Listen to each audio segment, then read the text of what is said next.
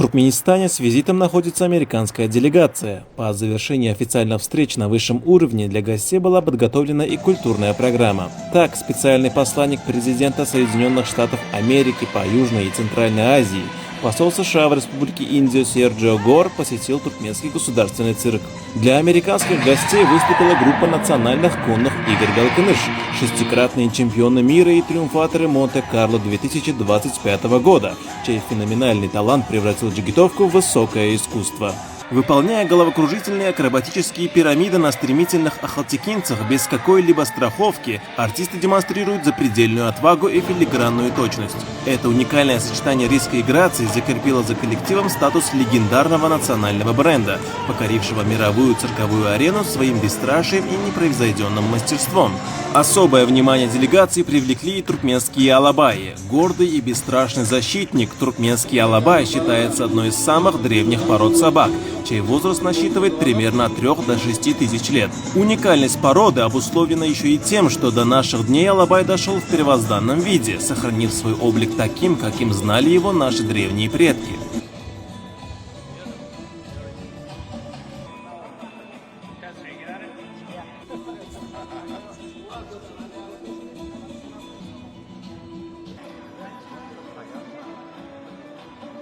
Это был абсолютно невероятный опыт. Мастерство, которое мы увидели сегодня, как наездников, так и дрессировщиков, это нечто совершенно особенное. Я бы посоветовал каждому прийти и увидеть это своими глазами. Лошади просто потрясающие, и, как вы сами можете видеть, и собаки просто великолепны. Этот особенный момент стал важной частью того радушия и гостеприимства, которое проявила к нам ваша страна. Большое спасибо.